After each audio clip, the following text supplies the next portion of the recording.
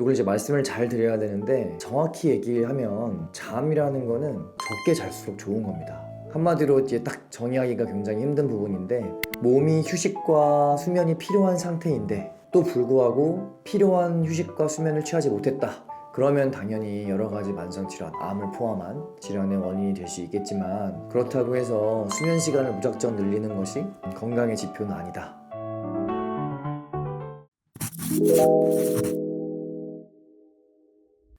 암 환자에게 수면이란 어떤 의미일까요? 수면이라는 것은 이제 궁극적인 회복과 휴식의 시간이라고 할 수가 있습니다. 항암 치료 중에는 몸에 이제 지속적인 데미지가 오고 있는 상황이기 때문에, 특히 암 환자분들은 내가 받은 데미지로부터 회복하고 복구하는 시간이 중요하기 때문에 더욱더 수면을 관리하는 게 중요하다고 할 수 있습니다. 잠을 자는 동안 우리 몸에서는 어떤 일이 벌어지나요? 잠을 잔다는 거는 사실은 의식의 문제라고 할 수가 있어요. 우리 몸은 깨어있으나 의식하지 않거나 비슷한 일을 해 나가거든요. 잠이라는 것은 궁극적인 휴식의 형태로 우리가 인지하지 못하는 상황에서 회복에 온전히 집중하는 시간이라고 할 수가 있습니다. 알려진 연구로는 밤 10시에서 새벽 2시 사이에, 그때 회복과 성장을 촉진하는 그런 호르몬들이 많이 분비가 된다고 알려져 있고요. 뇌파가 안정이 되고 심신을 안정시키는 호르몬들이 많이 활발히 분비가 돼서 깊은 휴식을 유도하는 그런 작용들이 일어난다고 할 수 있습니다. 수면 부족이 암의 원인이 되는 경우도 있을까요? 이걸 이제 말씀을 잘 드려야 되는데, 정확히 얘기하면 잠이라는 거는 적게 잘수록 좋은 겁니다. 이게 무슨 말이냐면은, 건강한 식습관과 건강한 정신건강 이런 것들을 잘 유지했을 때는 수면의 쿼터가 줄어들게 되어 있어요. 한마디로 이제 딱 정의하기가 굉장히 힘든 부분인데, 몸이 휴식과 수면이 필요한 상태인데 또 불구하고 필요한 휴식과 수면을 취하지 못했다, 그러면 당연히 여러 가지 만성질환, 암을 포함한 질환의 원인이 될 수 있겠지만, 그렇다고 해서 수면 시간을 무작정 늘리는 것이 건강의 지표는 아니다. 내 몸의 회복에 필요한 최소한의 수면을 취하고 가급적이면 수면 시간은 적은 것이 건강의 지표다. 이 정도로 간단하게 정리할 수 있겠습니다. 항암 치료 중 불면증이 있으면 어떡하죠? 이럴 때는 치료를 받아야 됩니다. 치료는 흔히 얘기하는 수면제 같은 치료도 있고, 또 한약재에도 수면을 자연스럽게 유도해주는 좋은 약들이 많이 있기 때문에 저 같은 경우에는 가급적이면 한약으로 치료하는 것을 권유드리는 편입니다.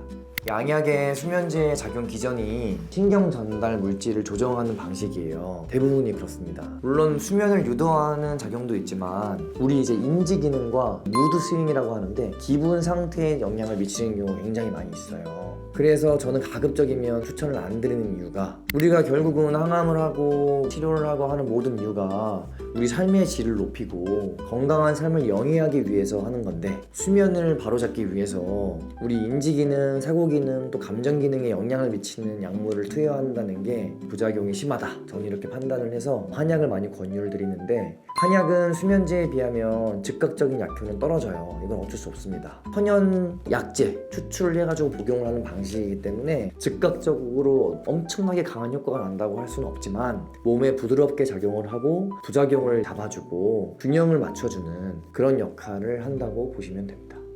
항암 치료 중 카페인을 섭취해도 될까요? 카페인이랑 암이랑은 직접적인 상관관계가 없는 걸로 저는 알고 있어요. 그래도 이제 아무래도 카페인은 다들 아시는 것처럼 심박수를 증가시키고 대표적인 부작용으로 불면증이 있기 때문에 정상적인 수면 패턴을 확보하기 위해서는 가급적이면 자제해 주시는 것이 좋긴 할 것 같습니다. 항암 치료 중 낮잠을 자도 될까요?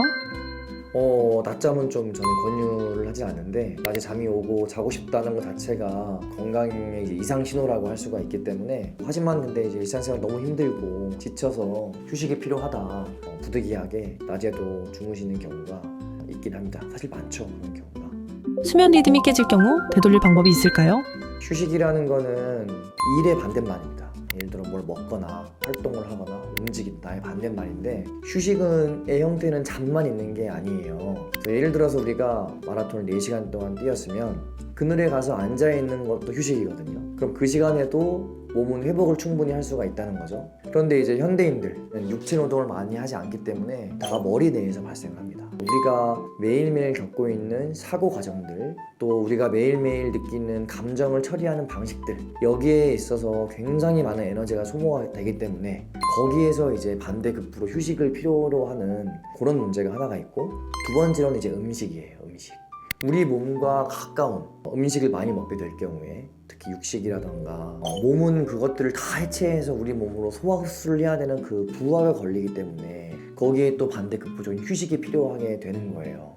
중요한 것은 효율입니다. 효율. 우리가 일을 만약에 해야 된다, 사고 과정을 해야 되고 감정에 대한 컨트롤을 해야 되고 식사를 해야 한다면 그 일을 최대한 효율적으로 하는 게 중요한 겁니다. 우리가 식단의 변화를 주게 되면 거기에 따라서 수면의 쿼터가 변하는 것을 몸으로 느낄 수가 있거든요. 이거를 제가 너무너무 강조드리고 싶은 게 한번 시도를 해보시면 좋아요.